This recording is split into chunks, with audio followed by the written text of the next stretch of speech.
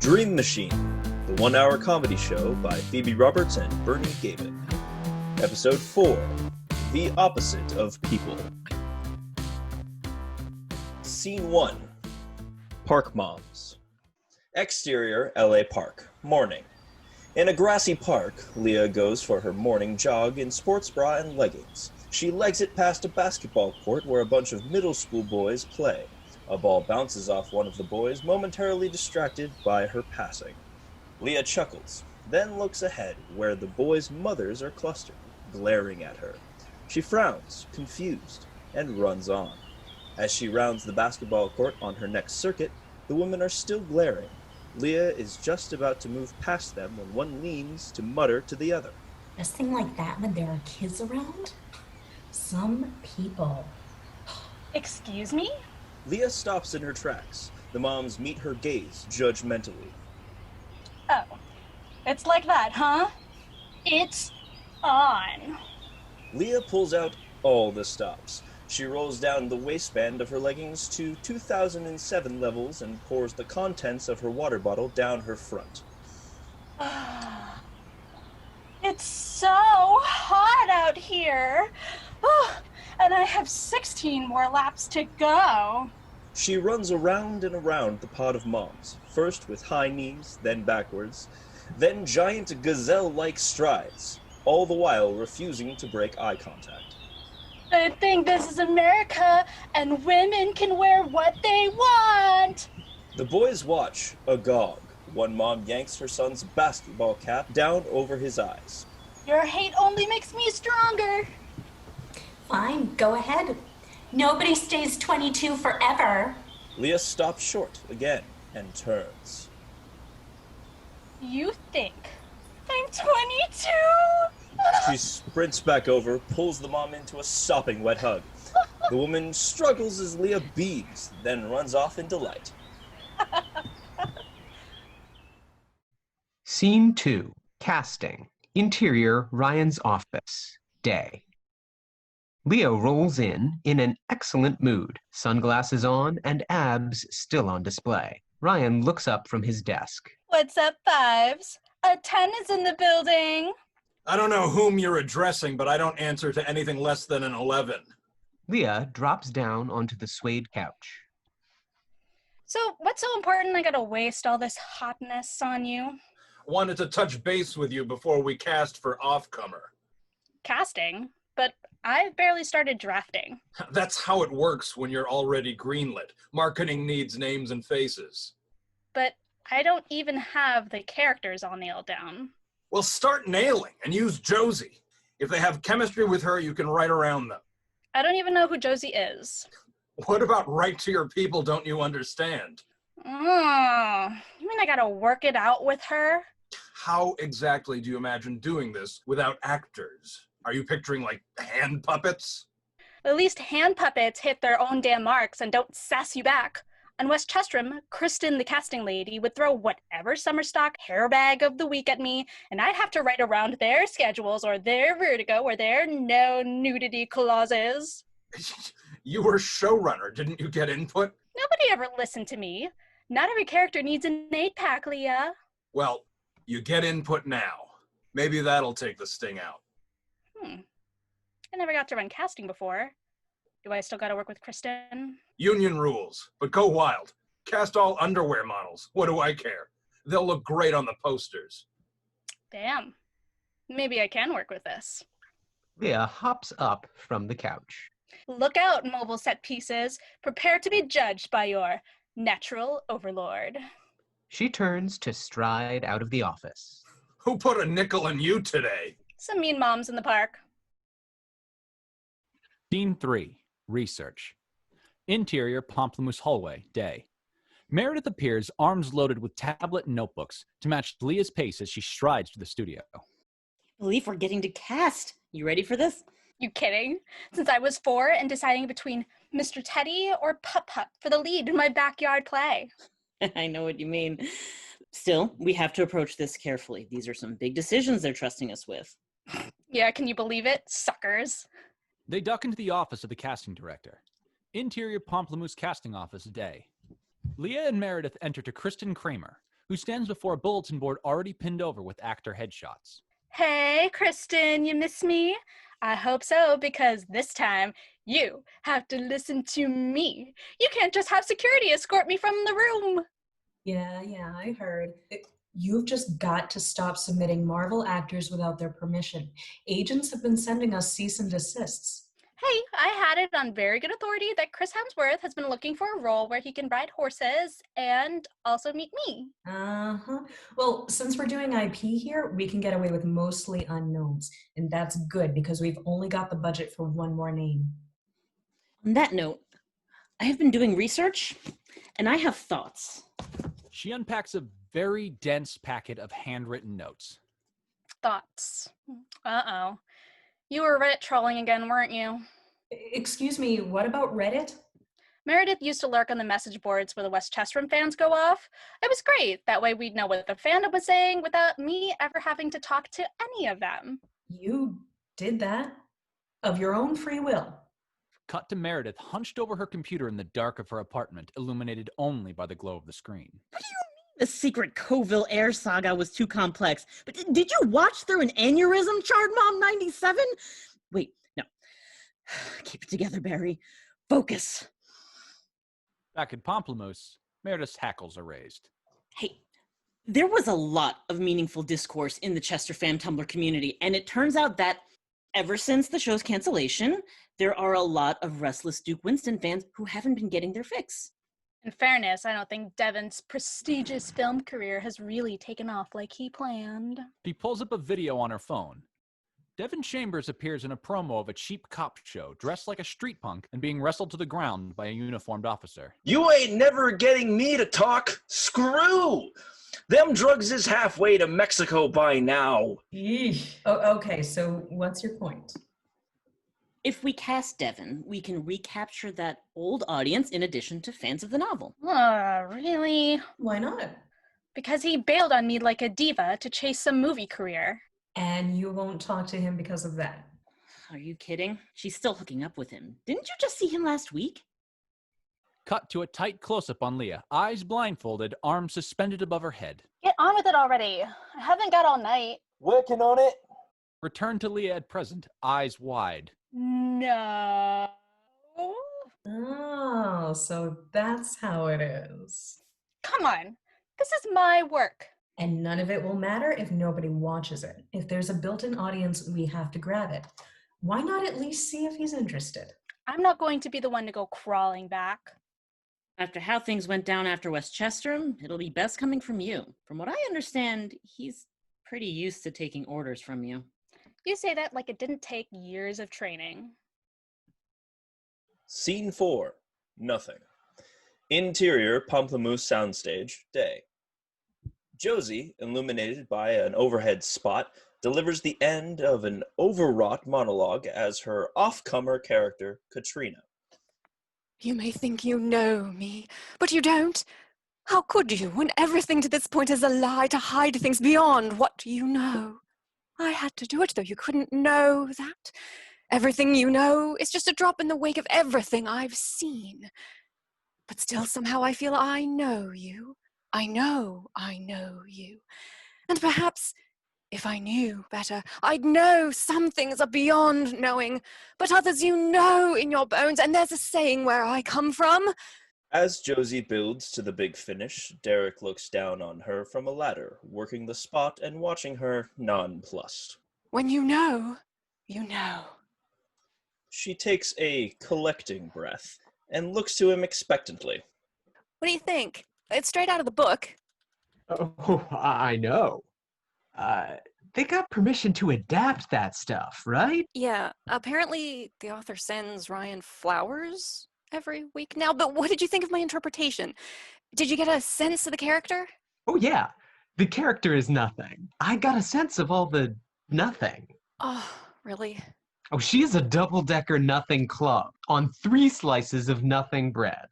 I didn't bring anything to it? You are a drop in the Marianas Trench of nothing, where the deep-sea nothings swim around aglow with phosphorescent nothing. Oh my god. She's a riddle of nothing, wrapped in an enigma of nothing, all tied up with a nothing bow. Okay. Okay. I've never had such a hard time getting a handle on a role before. Even the time I played a serial killer on the police procedural, all those eyelids in teacups gave her specificity.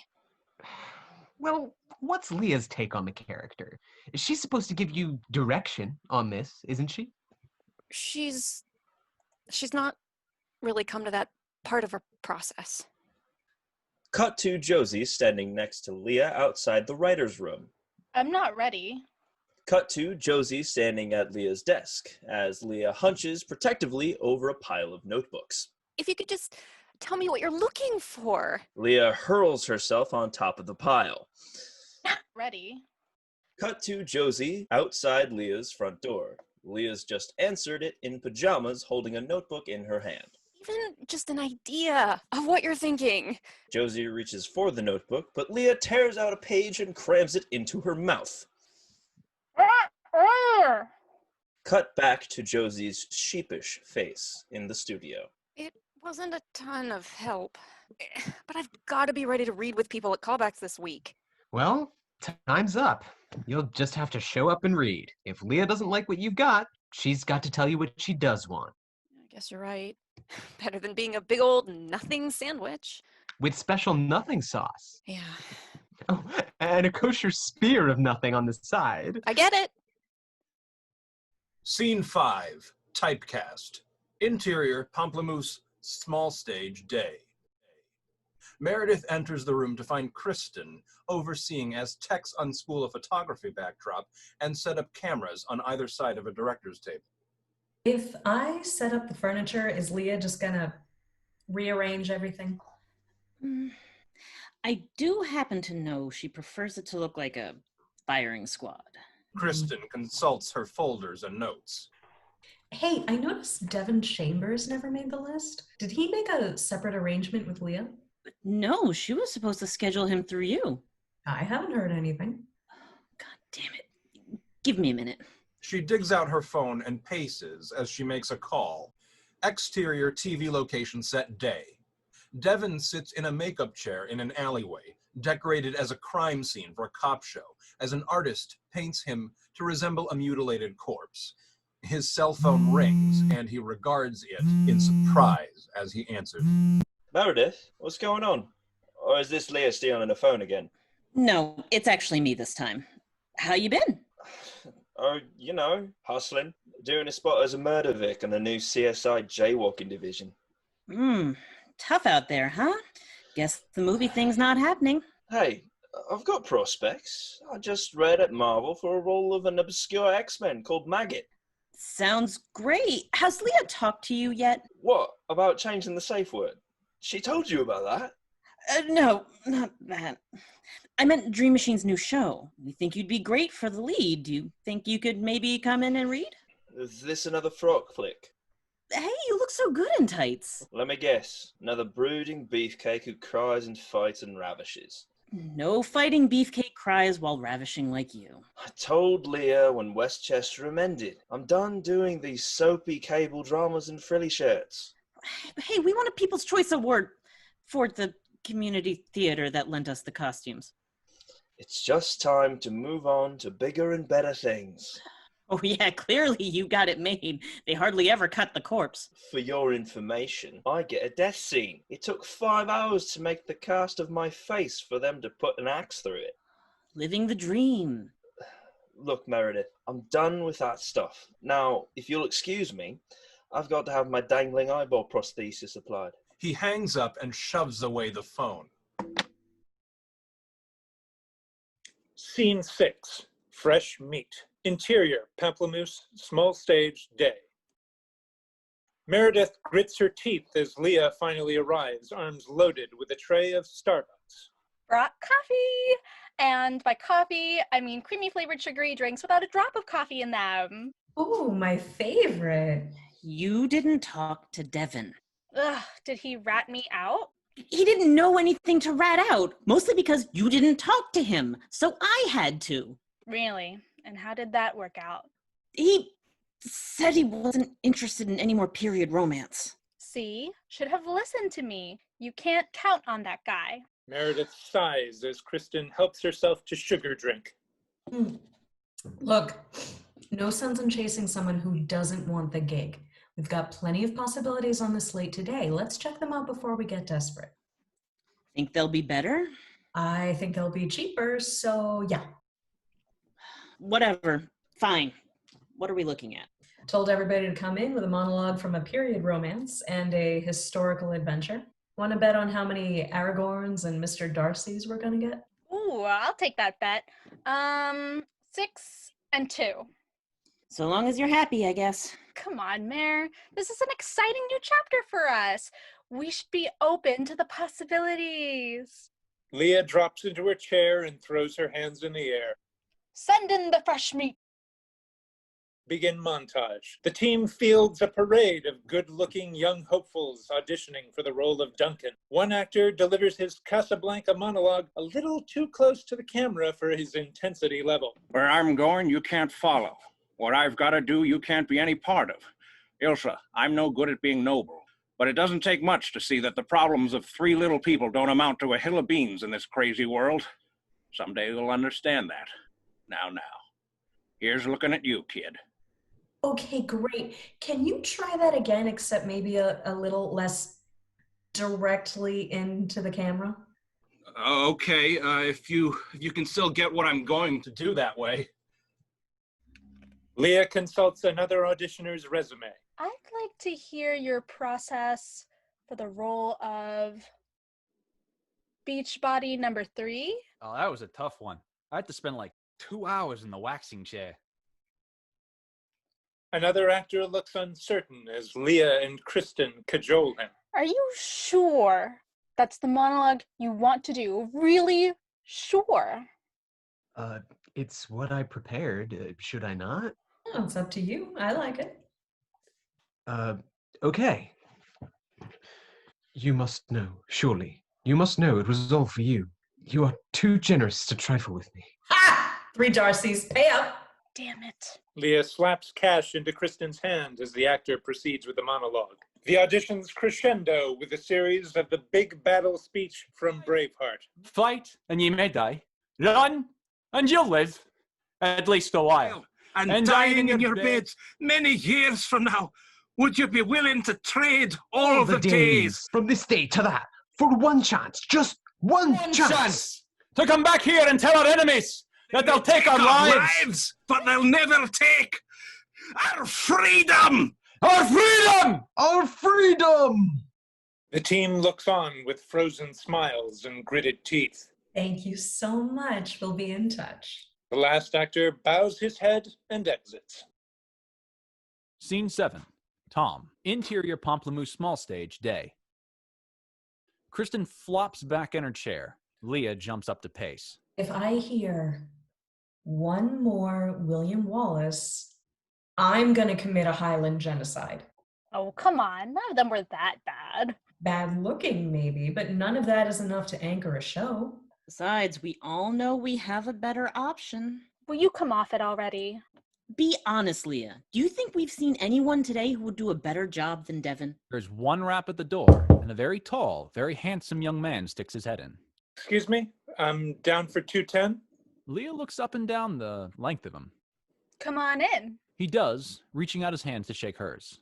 Hi there. I'm Tom. Are you Josie Caraway? Are we reading together already?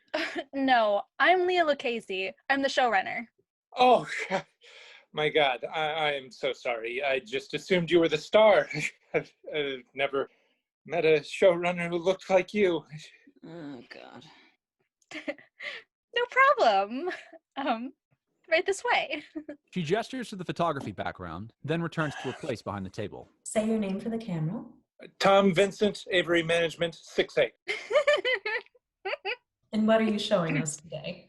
I have to be honest, I had a hard time picking something out. I mean, the hero of a time travel romance? Honestly, my first thought was Hugh Jackman's Duke from that old rom-com, Kate and Leopold. Oh, that stupid movie. I love it. Me too. Yeah, unfortunately, there isn't really a monologue in it unless you count the TV ad, you know, the one for fresh creamery butter. That's filthy. I know. So, what did you end up deciding on? Robbie Turner's letter from atonement. Really? The one with... See you next Tuesday, Tom. Oh, no, the other one. Or whatever. Go with your instinct. Hush. Whenever you're ready, Tom. He prepares himself, then meets their eyes. Dearest Cecilia, you'd be forgiven for thinking me mad, wandering into your house barefoot or snapping your antique vase.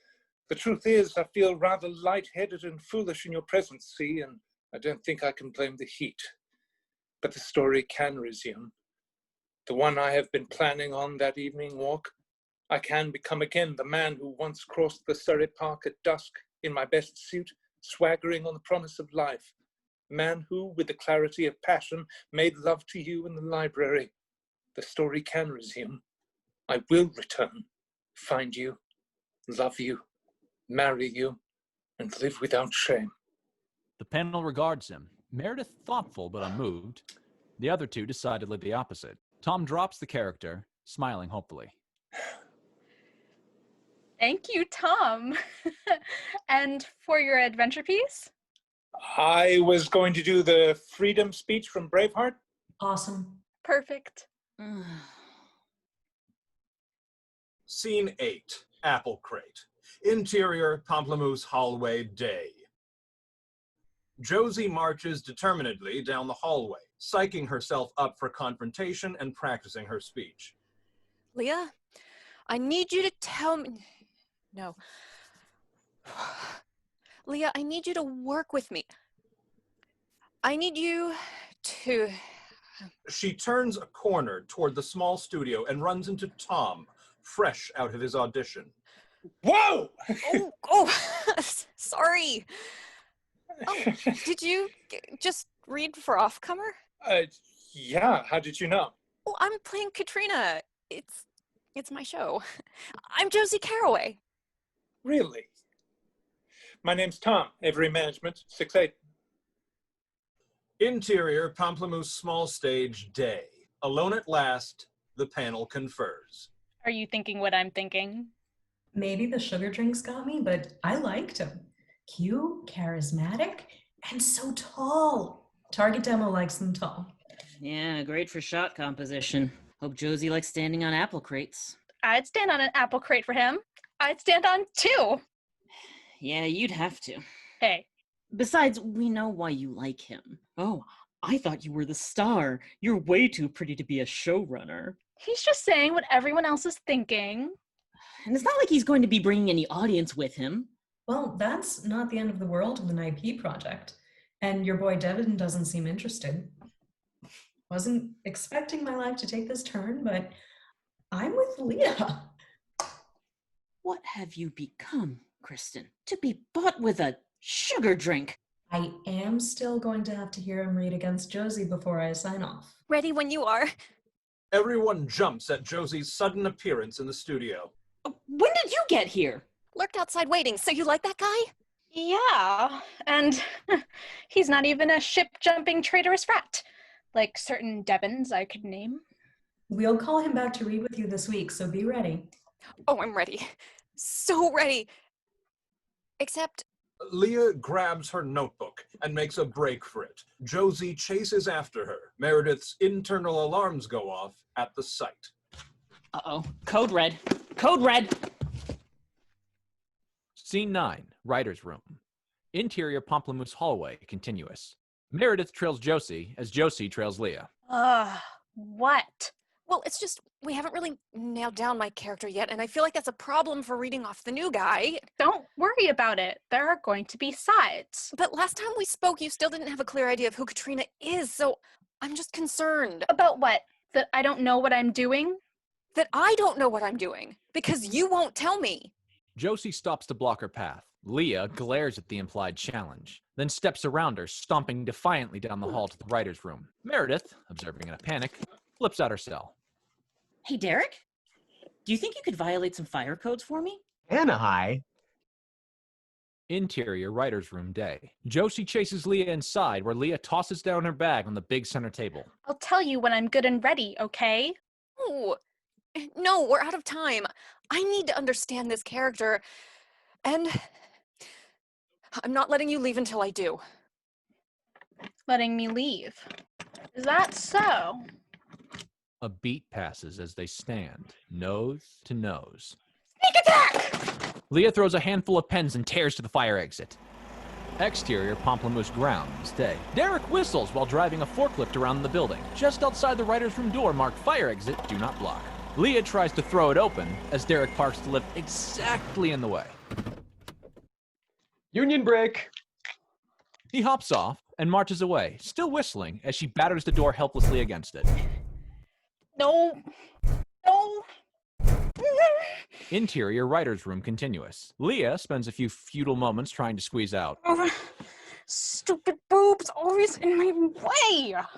She abandons it and turns around to make for the main door, but finds Meredith standing there, fishing through her purse. Before Leah can react, Meredith snatches Leah's cell phone and dashes out and turns the lock behind her. No! I need that. Without it, I'll get the shakes. Nope. No distractions and no calling for help. You're not getting out until you work this out with Josie. Worked for Ryan, right? Leah seethes uselessly at Meredith's retreating back. Fine. Go be a traitor with Devon. Two can play the fire hazard game. Leah digs out a screwdriver and unscrews the plate off an electrical outlet to extract a hidden packet of cigarettes. You're not supposed to do that? Yeah, well, the room's not supposed to be a prison cell, so I think the rules are suspended for the moment. She climbs on the back of the couch along the wall in order to put a paper cup over the smoke detector. From what I hear, you get locked in a lot of rooms. So we might as well make the best of it, right? Yeah, what do you think I'm doing? Leah flops down on the couch and lights up. She and Josie stare at one another as she puffs.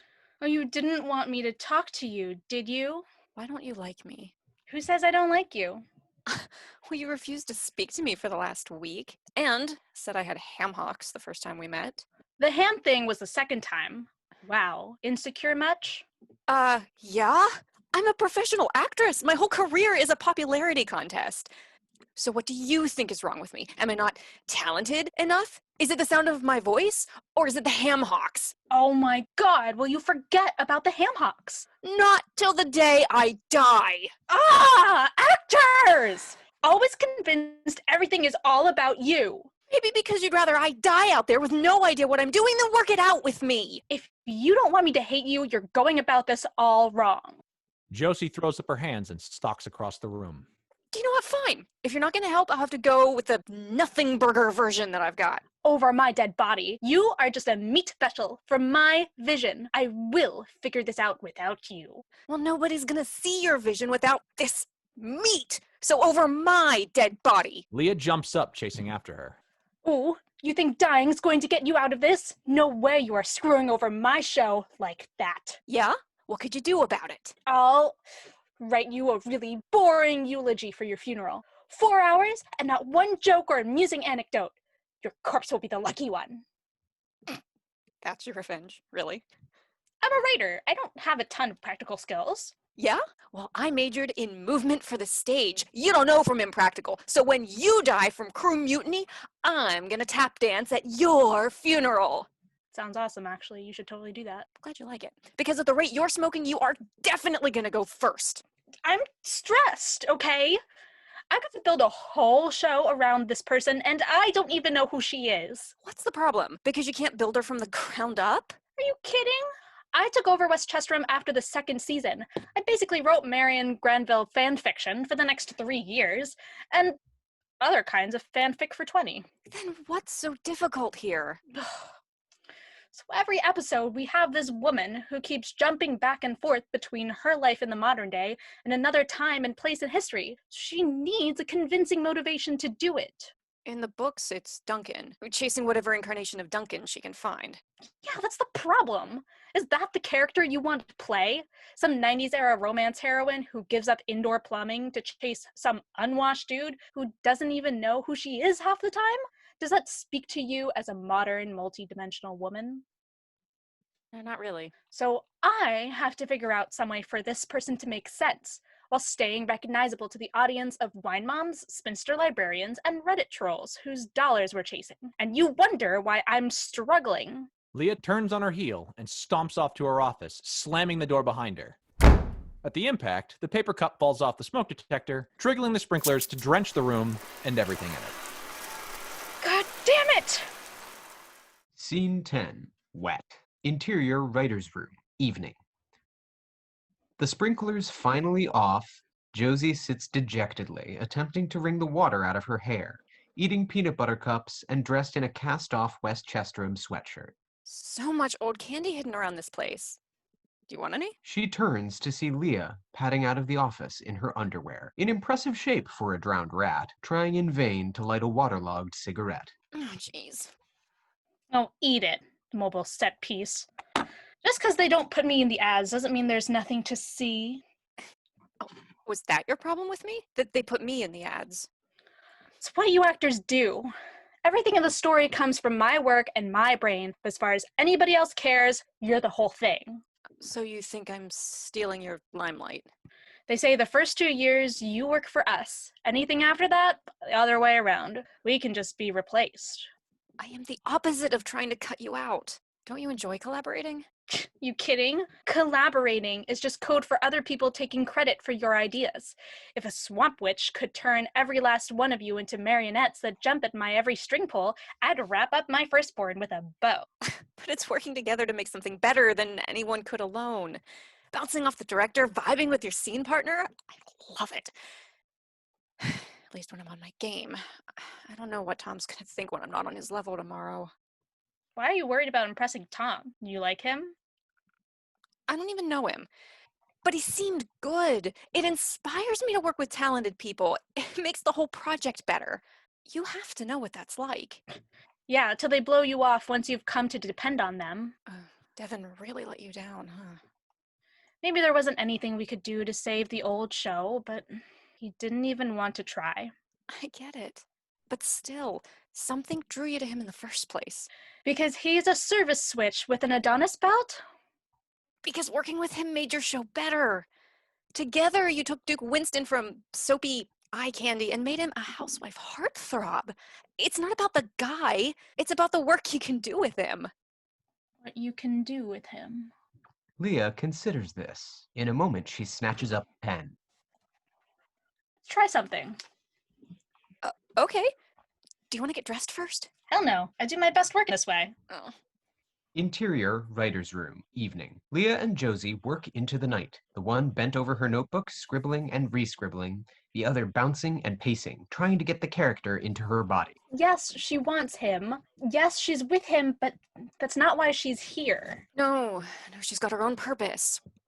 What purpose? She's coming from a mundane, comfortable life. To go on an exciting but dangerous journey. She wants more than comfort. She wants... Adventure? More than that. That's just self-gratification, not meaning.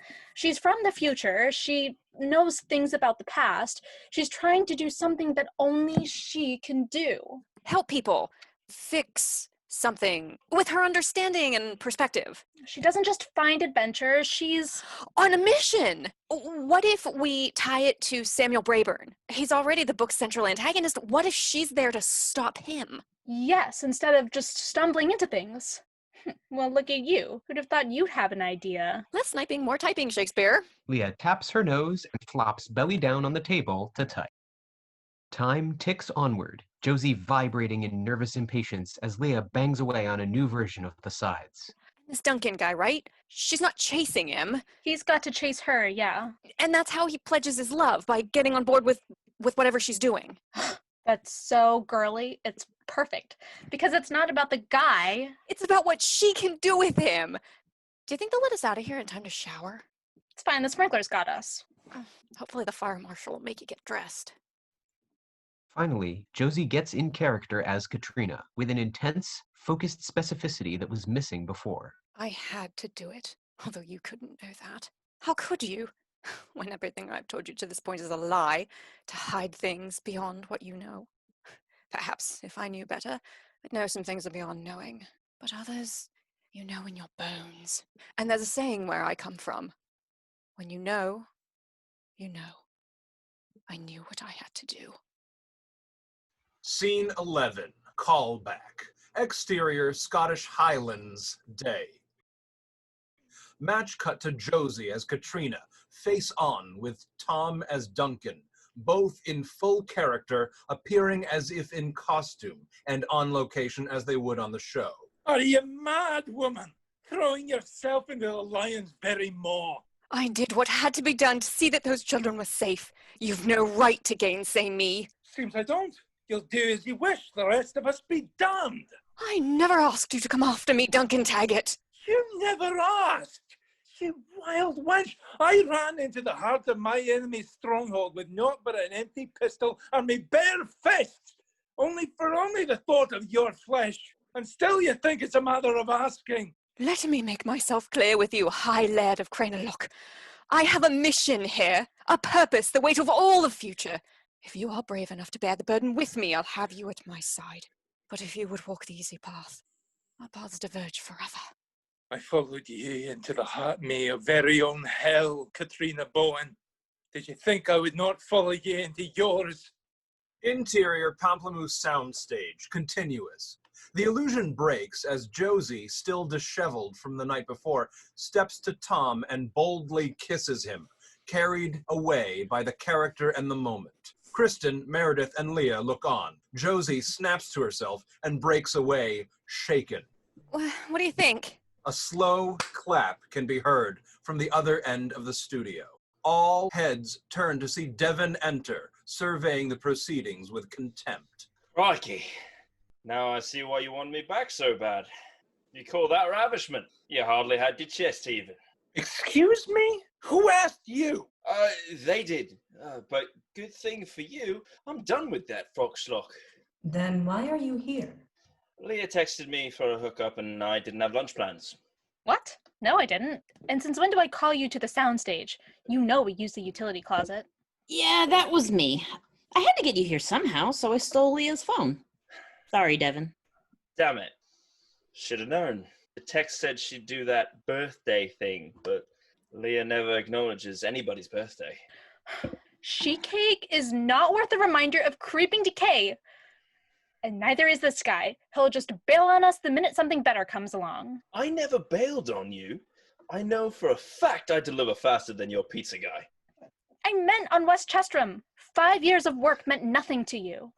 You think I didn't care about West Chestrum? That show broke me out, but I can't keep playing these romantic moaners. I'll never advance my career if I just do the same bloke over and over again. Steps around Josie and pushes in on Devon. Lucky for you, nobody needs you to. It's lucky for you. You think you could do better from that obscurity you're fading into? Already did, mate, for the past 5 years. Enjoy my sloppy seconds, beanpole. Meathead has been. Their eyes twitch, and the two men hurl themselves at each other and wrestle across the stage. No, this is not how I wanted to make you against each other. This is beauty pageant disasters auditions all over again. You need at least one of them in one piece. Josie looks desperately to Leah, who watches frozen. Her perspective shifts, and Tom and Devon are no longer two actors wrestling, but a pair of rival lairds, locked in combat with the fate of their clan. The bagpipe swirls as inspiration dawns, and Leah hurls herself between them. Bad guy. You got to play the bad guy. Tom and Devon pull back to stare at her. Look, we all know Tom nailed it, but we could use Devon's fan base. So what if Tom played the hero and Devon the villain chasing them through time? What? Samuel Brayburn, his sworn enemy and hated rival? You want me to work with this ass? Yes, Tom, use that dick-measuring energy. And Devon, Brayburn's meant to be double cast with a skeezy boyfriend from the present day, so it's a double chance to make them hate you. I've never played a baddie before. Would I get to burn down an orphanage or something? Oh, marketing will eat that up. Leah, that's brilliant. Really. Yeah? What do you think, Meredith? These two as mortal enemies haunting each other across time and space? I'm shipping them already. I think this is going to work. Oh, thank God. This calls for celebrating. Devon, meet me in the utility closet. Scene 12, Flex. Interior Pamplemousse Small Studio, night. Days later, Leah and Kristen stand shoulder to shoulder with Ryan at the promo shoot. All three glaring in evaluation. Hank, are you seduced? Gonna need a bit more solar plexus for that. They regard the newly cast Tom Vincent in Duncan's Highland costume, blasted by the air off an industrial fan. Lift your chest and lean into your pelvis more, will you? Give us a good long line. Tom endeavors to lean and lift as instructed, while the photographer circles and the team looks on critically. So this is our guy, huh? Yep, total package. The looks, the charisma, the je ne sais quoi to make the girls feel like women and the women become girls again. Uh-huh. Tell me what I really want. And cheap enough that we can afford him. Good enough for me. Go team. Ryan walks out past Tom as he shifts and struggles. I think the fan's picking up my kilt. Yes, dear, that's what it's for. What do you think? One more button? No, navel's vulgar. Keep the focus around the nipples. You're still not leaning, Tom. I don't think my pelvis goes that far. Devon, you got any pointers? In the corner, Devon is redressing in his street clothes, having finished his own shoot. It ain't rocket science, mate. When in doubt, flex it out. This is a lot of things to flex at once. Ha! This is nothing. Wait till they have you waxed. Wait, what? Stem to stern, mate. Stem to stern. Don't worry about that, Tom. Oh, but can we get that appointment set up? Already done. It still needs a little something. What are we missing? Can I make a suggestion? Josie enters, and Leah considers. Finally, she nods. Josie approaches Tom and reaches with her finger to comb a single curl up his hair down from his forelock. Tom grins at her, which she shyly returns. And then she turns hopefully to Leah. Yeah, okay. We nailed it. Fade out.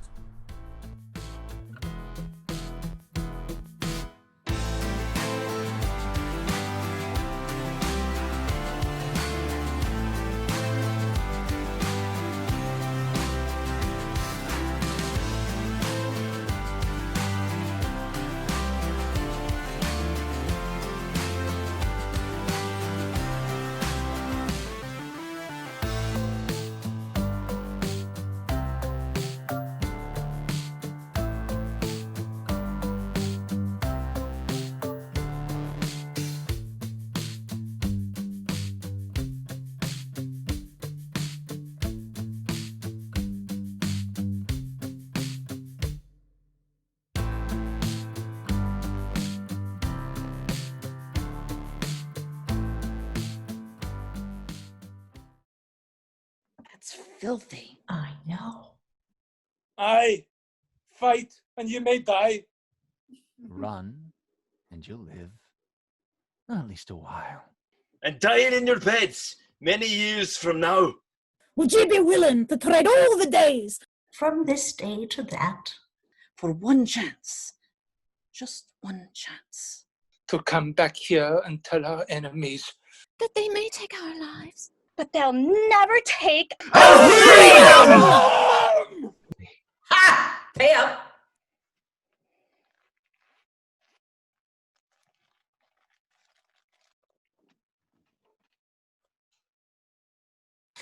Damn it. A real Corinthian leather.